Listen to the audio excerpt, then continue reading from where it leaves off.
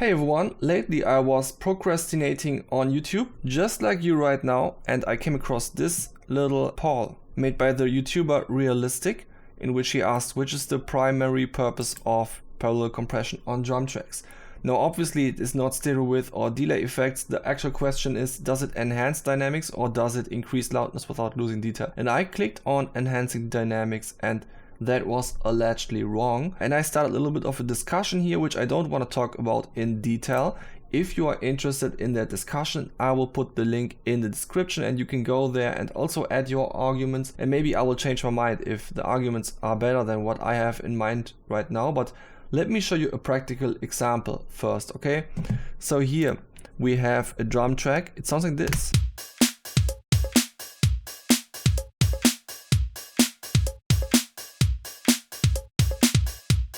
And the peak levels are around -7.37 decibels or so. Sometimes they are actually a little bit higher, but I would say on average around -7.7-ish or something. Now I will add the compressor.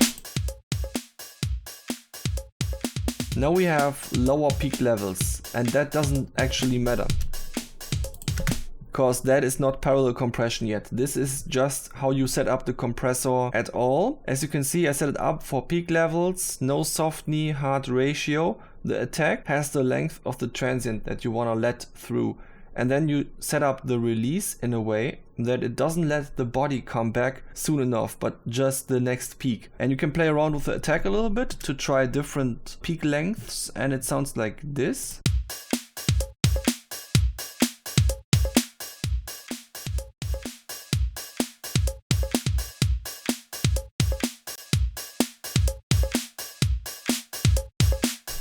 If you bring back the release too much, then you hear the body, and then it doesn't have the same effect as originally intended by New York compression.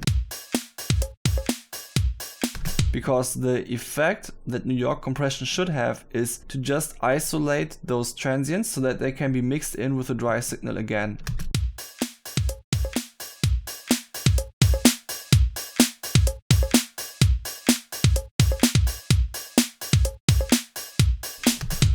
So now I have -6 dB of dry mix, which means that the dry signal is being added at -6 decibels. So it's -6 decibels quieter than it was without the compressor, but the peaky output of the compressor is being added to the signal. And they are played on top of each other because they are in parallel, and together they form this signal.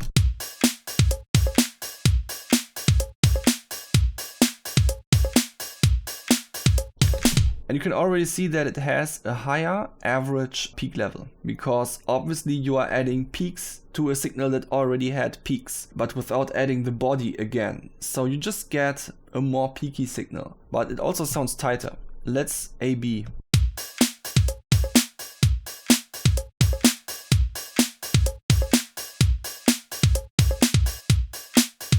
But when you bypass the compressor, you can hear more juiciness in the snare. The snare comes to life a little bit more because it has a very nice body with all of the claps going on and stuff. Listen to it closely.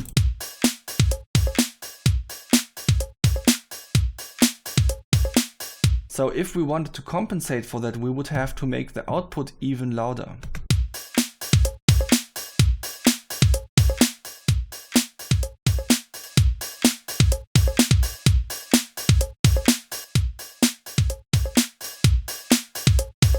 Now we have compensated for the volume differences in the snare, but the overall signal got much louder than before, and the peak levels are off the charts now.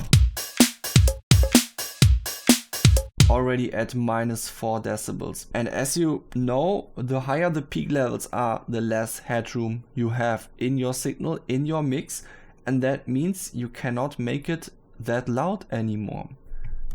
That's why it's a bit tricky to say increase loudness without losing detail, because when you add parallel compression, you typically have to make a signal quieter so that it still fits in the headroom of the sound. While I'm at it, I want to show you that you are sometimes even confronted with the opposite case, where you want to add more body instead of more transient to the sound. For that, I loaded the plugin that I once wrote, Manta, because it is putting 3 bandpass filters in parallel with a dry signal.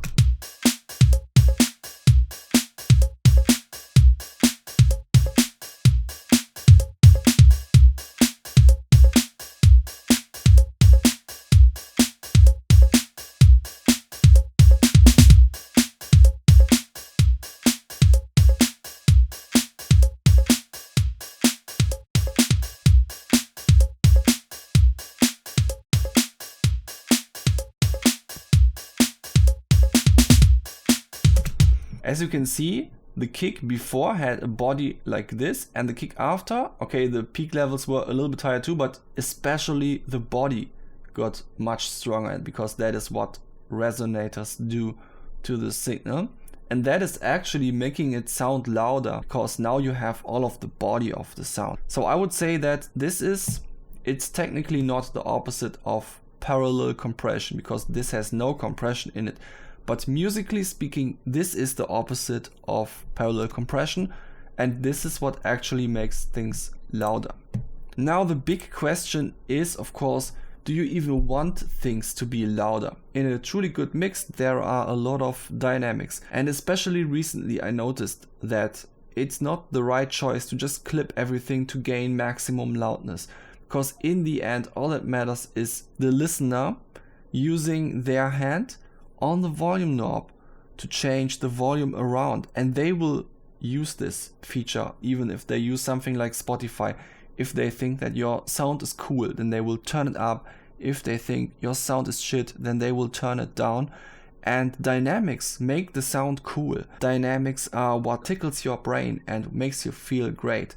And that's why great dynamics make them turn it up. And a squashy sound can be fun as well, because it always sounds so underground and nice. I appreciate that a lot. But overall, I would say it has less potential to be turned up. So it is very loud in itself, but it won't be turned up. So it ends up quieter than the mix that is actually quiet. So maybe it can still be said that the parallel compression setup makes things loud, but not because it actually makes things loud, but because it makes people turn it louder themselves. I'm just not sure if this is what was meant with this answer. Should I have clicked on this because I should already have thought about the listener, how the listener uses the volume knob, or was this meant in a different way? I'm really not sure, but I feel like both of these answers are definitely correct, because it does enhance dynamics and it makes people turn up the volume.